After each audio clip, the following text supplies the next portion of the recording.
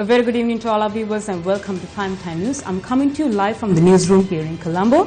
I am Azrasa. Now we have a compact bulletin for you tonight, but first the headlines. 131 illegal immigrants of Sri Lanka apprehended in Malaysia. Samurdhi will be brought under the Central Bank of Sri Lanka, says the Prime Minister while addressing the May Day rally today. Janata Vimukti Peramuna prepares to table proposed 20th Amendment to the Constitution in Parliament.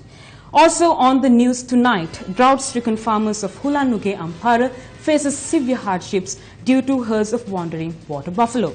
Now, regarding to the prevailing weather condition in the country, the Met Department forecasts heavy rainfall tonight on several parts of the island. Now, floods and flash floods have been almost a clockwork occurrence due to heavy rains in many parts of the country, and it is in this need of hour that we should create awareness among the public to what precautions should be taken when mitigating damages following these floods and flash floods. Another workshop to create awareness and a series of disaster preparedness programs organized by Gammadda was held in Galle today. Now we have details of these stories and many more, so let's now join with Arundhati Mudanayaka from the news studio. Arundhati? Thank you, Asra, for bringing us the headlines. We'll start off with a look at our developing story for this evening.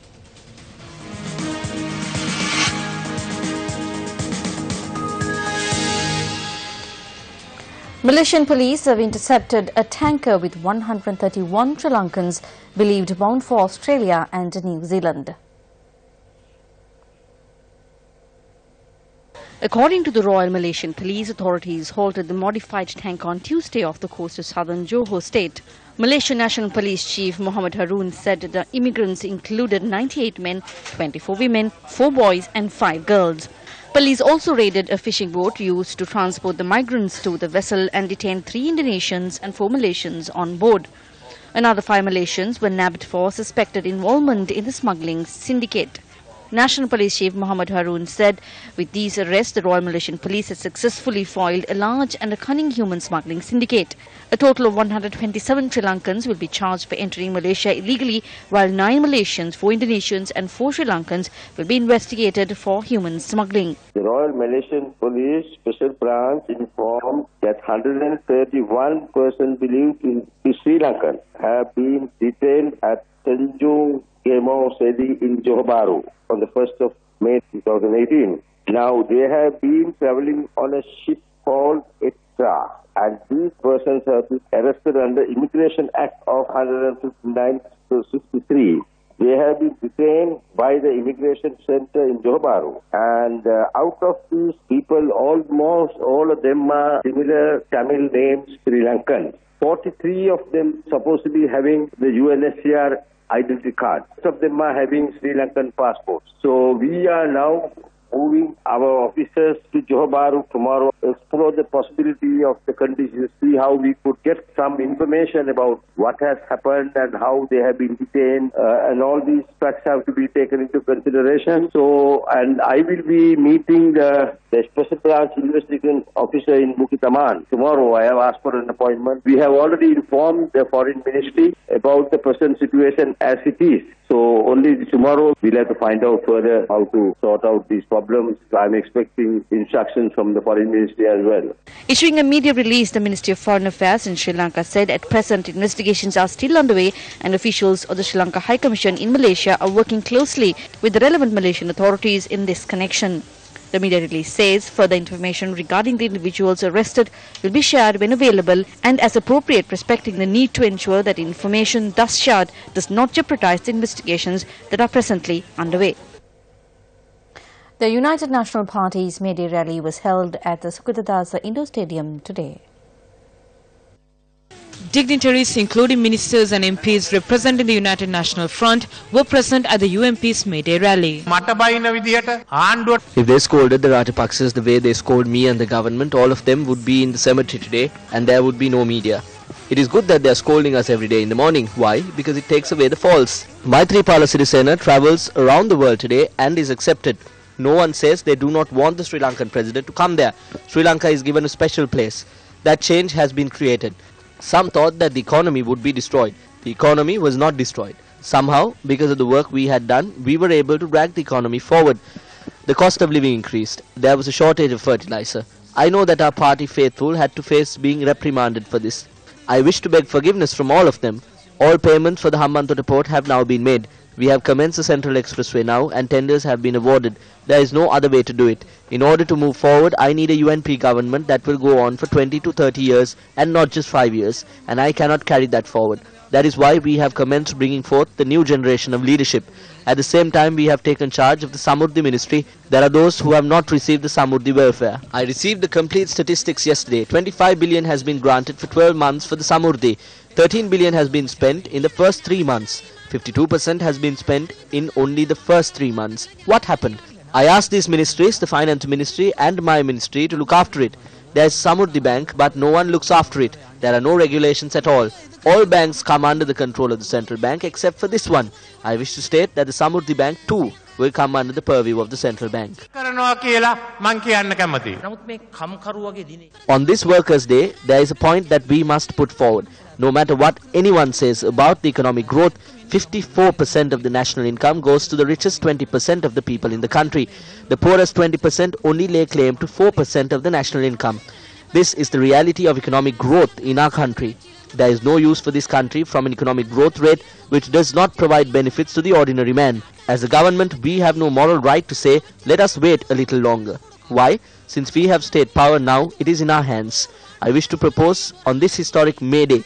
Dear leader, all you have to do is give us the green light. I wish to state at this moment that we in the UNP are ready to bring forth historic development for the people of this country. How frustrated was my father with President J.R. Jayawardena. How many problems did he have? As a second in command, he was like J.R. Jayawardena's shadow. I will not change from this lesson. However, my friends, no matter how much we switch heads around or create positions, it will not suffice if the party supporter is not satisfied and if the hopes of the party supporter are not met.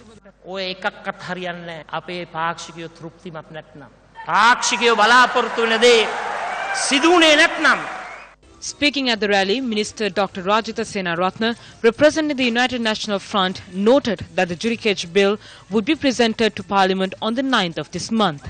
A notable feature of the May Day rally was the absence of several UMP seniors and backbenchers.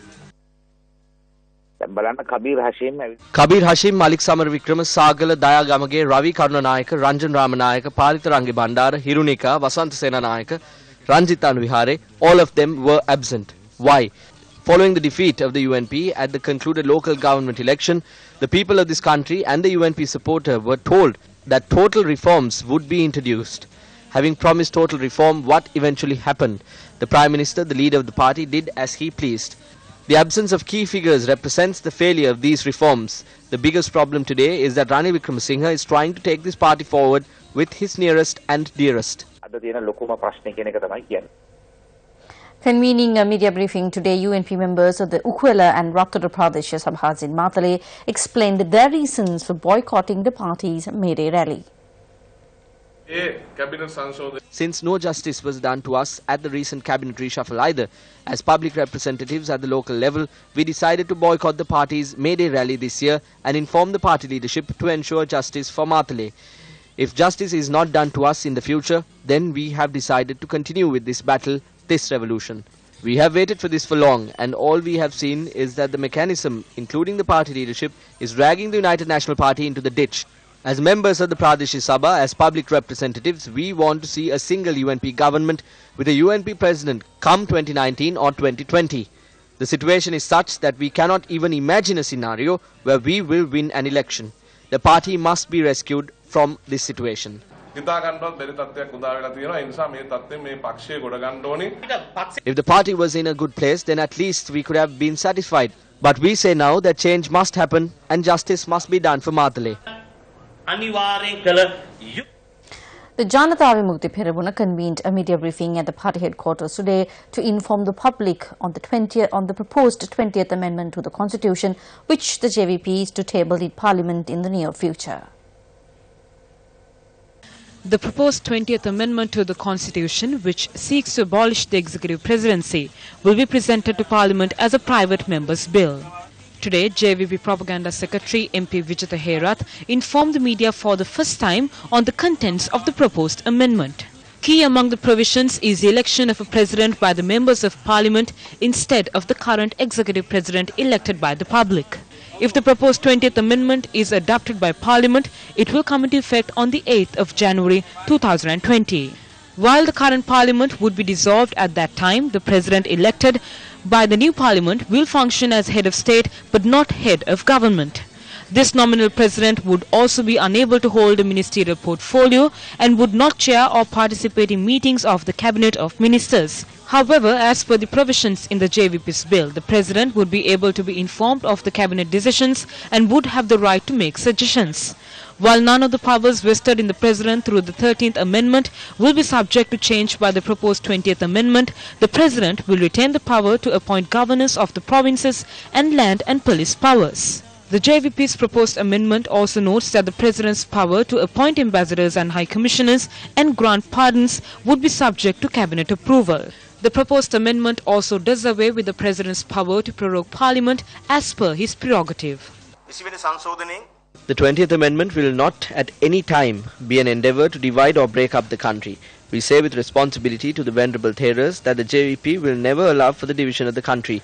We are hoping to hold discussions on this in the near future with the President, the Prime Minister, the Opposition Leader, former President Mahinda Rajapaksa and the leaders of all political parties in the country. In truth, 5 public mandates have been granted thus far for both the abolition of the executive system.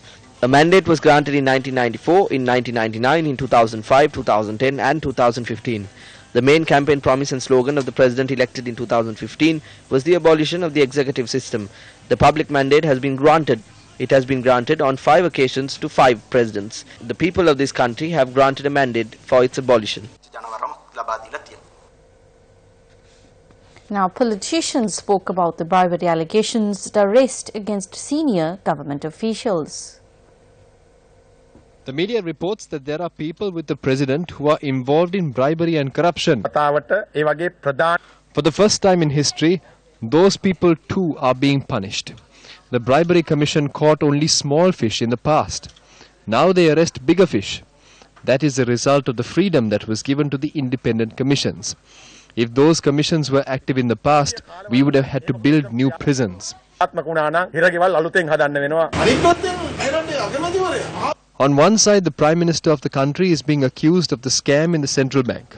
The people of the country have labelled those who manage the country from both the major camps as rogues. We have then to look at the other side. There is another group behind this bribe. But the Prime Minister's office should send a message for the FCID to begin investigating.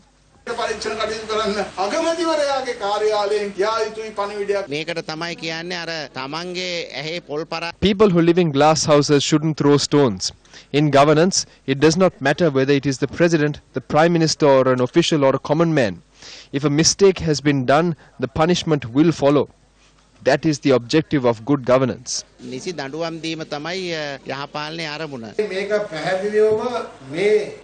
is clear that this operation happened from the other party. That is quite clear.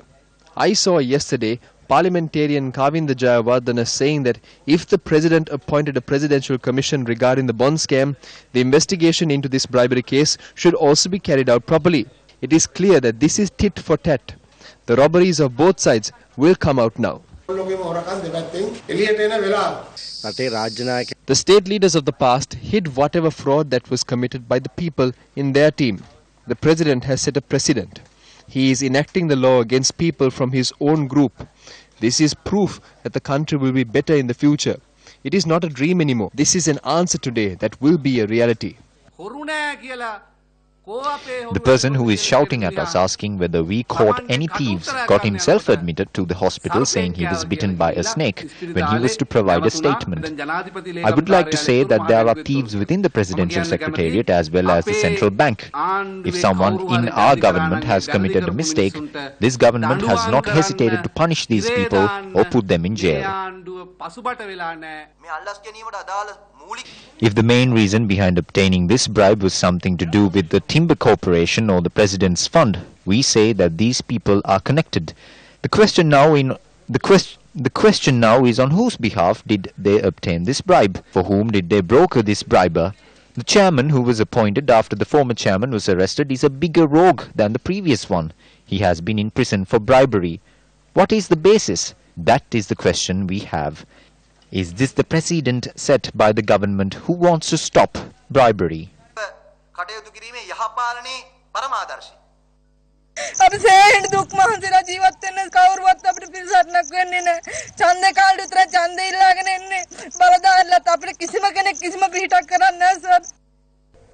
Now, farmers of Ulannuge Ampara who have been battered by a prolonged drought are now forced to overcome the challenge of herds of water buffalo. Around 700 families who live in the Ulannuge village fulfill their daily water needs from the Karande tank situated in the center of the village. The tanks also provide the water required for cultivating the fields. To supplement their incomes when they were unable to cultivate paddy due to the drought, the farmers opted to grow other crops including cowpea and green gram, which have a tolerance for sandy soil and low rainfall. However, they are now finding it difficult to protect their crops due to a roaming herds of water buffalo. As the buffalo herds encroach on the tank, villagers are also unable to draw water from it. When we informed the officials, they tell us to catch the buffalo. We caught 6. Then my husband took them to all the houses and they said that the cattle does not belong to them. Then he informed the agrarian officer. Thereafter, the police was informed. The owners turned up only after 3 days. According to our correspondent, there are over 4,000 buffalo in the Ulannuge village. The farmers are pleading with authorities to relocate the herds so they can continue with their day-to-day lives. Also in local news, residents of Dehiwala Mount Lavinia municipality say they are facing numerous hardships due to the poor maintenance of drainage systems. Several drainage systems in the Dehiwala Mount Lavinia municipality carry waste to the sea via the Mount Lavinia beach. However, due to blockages and poor maintenance, wastewater and garbage have stagnated in these roadside drains.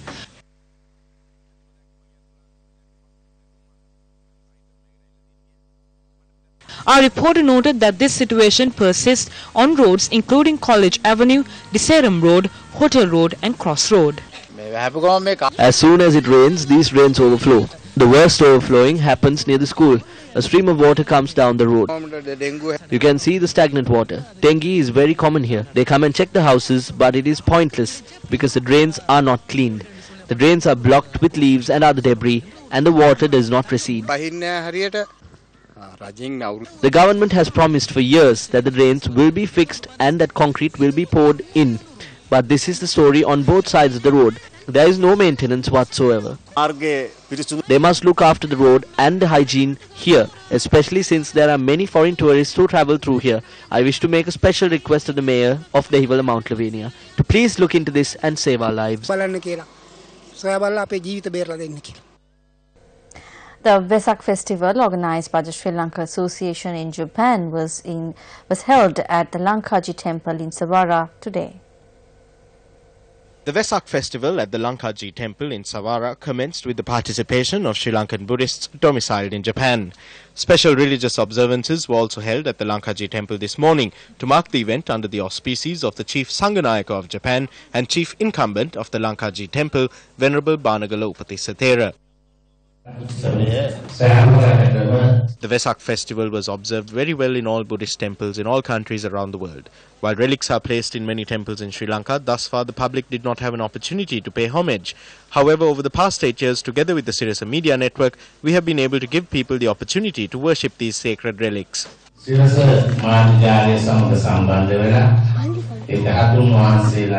A Dansala was also held at the Vesak festival, organized by the Sinhala Buddhist Association in Japan with the support of a private company. Taking a look at another one of our headline-making stories, the Department of Meteorology is forecasting rainfall in excess of 100 millimeters in parts of the central, Sabaragamuwa, Uva, north central, southern and eastern provinces and the Kalutara district. Now, the Met Department warns that thunder showers may be accompanied by temporary localized gusts of wind. Meanwhile, a young man from Gonawala, Patana, Nawalpitiya was killed today when an earth embankment collapsed onto a house. Heavy rainfall, which battered several parts of the Kandy district since last evening, had loosened the soil, causing an earth embankment to collapse onto a house in the Gonavala Patana area in Veralugas Hinna Navalapitiya. A 21-year-old man was killed in the incident.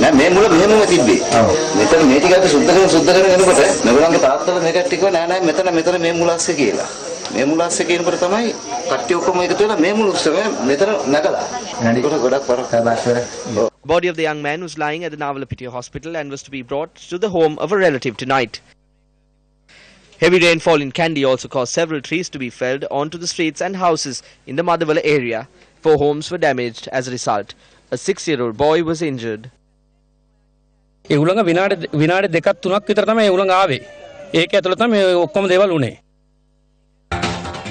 a result of the heavy rainfall experienced during this period over the past several years, floods have become commonplace during this season. The need of the hour now is to educate the public to ensure that necessary precautions are taken to mitigate property damage and save lives.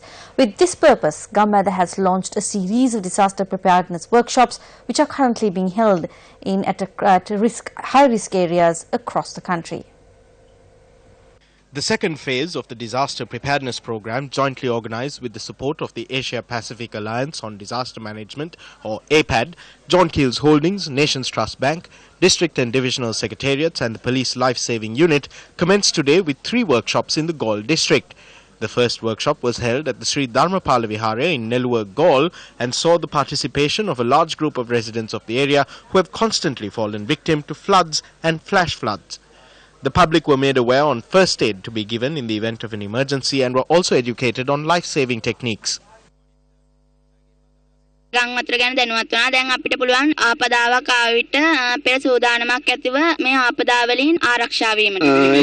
I asked the Sirasa channel to please come to my village in Hingagoda Hiniduma and conduct a similar workshop to educate our community. This has given an opportunity for this area to save itself from the flood disasters. On the 17th and 18th of May 2003, there was a major flooding here. We also suffered in 2017. Thousands were displaced. This initiative undertaken by Sirasa Gammadda to rescue the people from disasters is very important. A second workshop was held at the Gonapura Community Hall in Baddegama to raise awareness among residents of Baddegama and surrounding areas. At this workshop too, the public were educated on procedures to follow in the event of flooding. The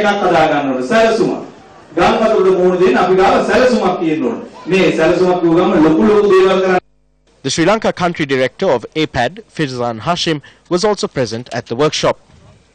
The workshop was supported by the Sri Lanka police, local government representatives and members of civil society. Once again, I extend my gratitude to Sirasa for educating our people on preparing for floods and the steps that they must follow when flooding occurs. The homes of half of the families in the Gonapura division are submerged when there is flooding. That is why we selected this division for the disaster preparedness workshop. It is invaluable for us to prepare for something before it happens.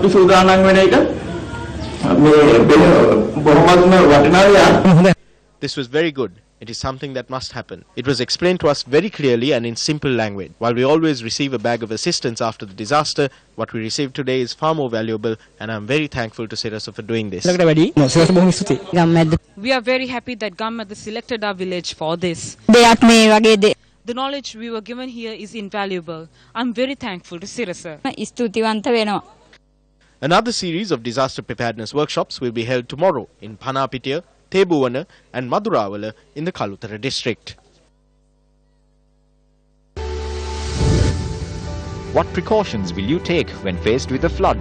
The first set of disaster preparedness programs organized by Gammadda in Ratnapura and Mathura concluded yesterday with astounding success. We extend our gratitude to all public and private sector officials, the public and the Sri Lanka police for their support in ensuring the success of these workshops. Gammadda, with the people, for the people. Well, that's a look at Weekend Primetime News for this Sunday. Thank you very much for joining us. I'm Arundhati Mudannaika. Good night.